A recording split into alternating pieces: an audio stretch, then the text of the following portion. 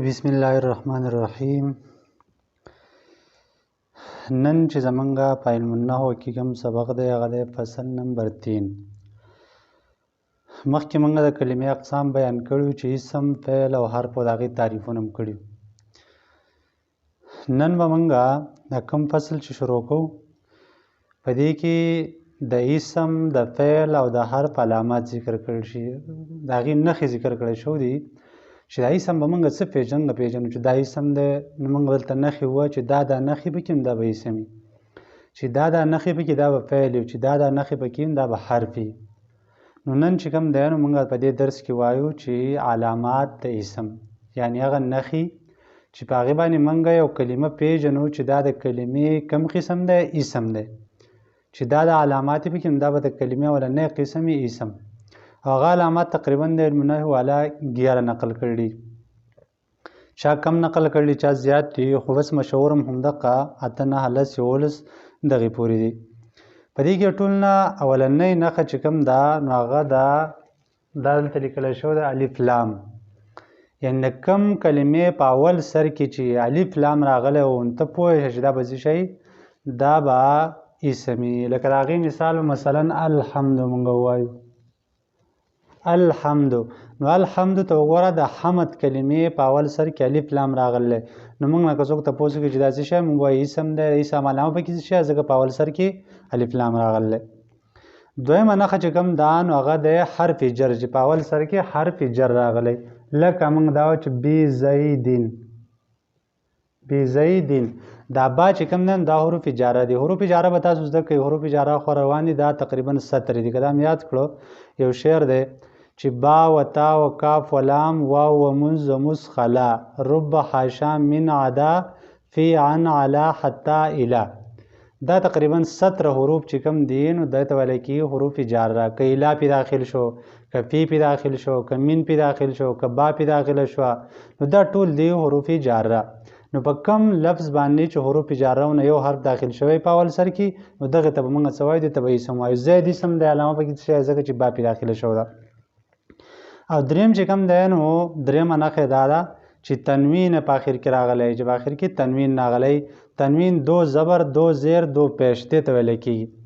لکه مثلا موږ وایو چې زیدون زیدون، نو زیدون زید ولې اسم دی، ځکه اسم دی، علامه چې پکې ده نو هغه پکې دا چې تنوین پرې راغلی، او تنوین نه راځي مګر په اسم باندې راځي، نو پته ولې چې زید اسم دی. زیدون عمرو بکر رجل فرسون، چې کوم څیز کې تنوین په آخر کې راځي دا به څه شی، دا به اسم وي.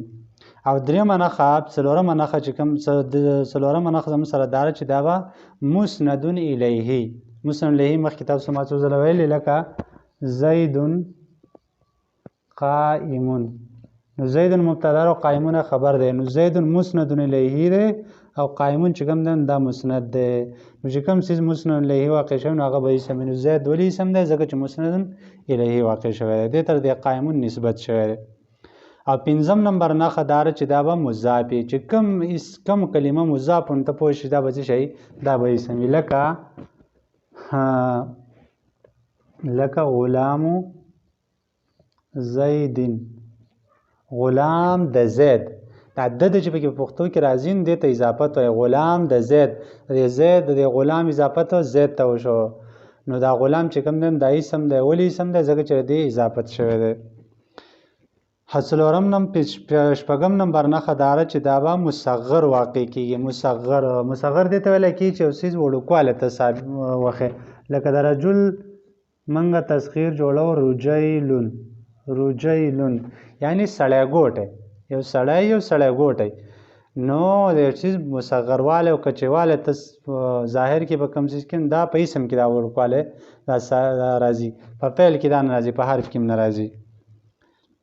9م نمبر نښه دا چې دا منصوب واقع شوی، یعنی یو څیز ته نسبت شوی، لکه موږ وایو بغدادیون،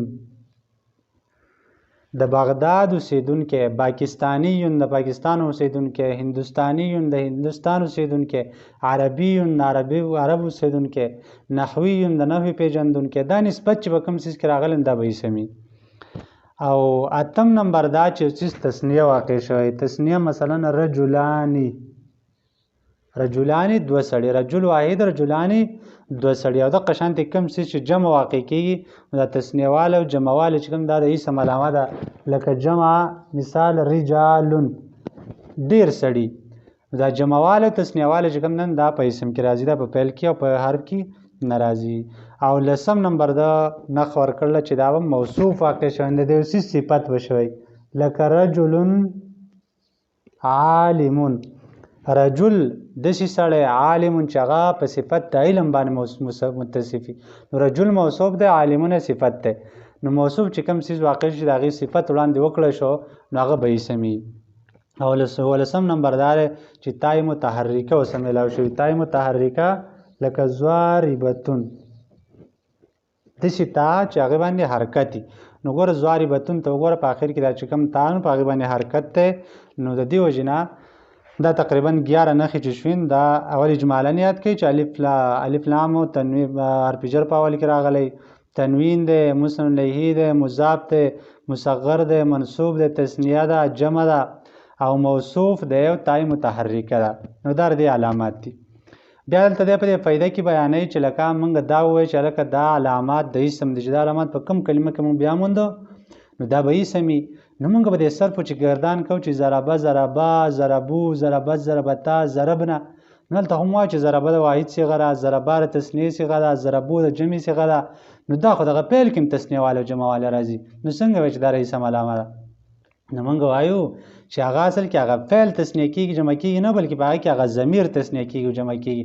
او ضمیر چې کوم دی نو هغه قسم د اسم دی، په هغې کې هغه فاعل تثنیه کېږي جمع کېږي. مثلا زم چې ضربه یو سړي وال وکړو، ضربه هغه 2 کسانو وکړو، ضربو هغه ډېرو کسانو وکړو. نو ضرب وهل هغه یو دی، کار یو دی، کار نه تثنیه کېږي جمع کېږي، بلکې په هغې کې هغه فاعل تثنیه کېږي جمع کېږي.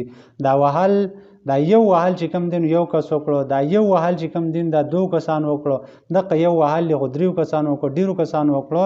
نو دا مطلب دا فعل نه جمع کېږي، دا اصل کې دا فاعل جمع کېږي. نو امید ده چې تاسو په دې باندې پوهېدلي یئ. ښه جي، واخر دعوانا الحمدلله رب العالمین.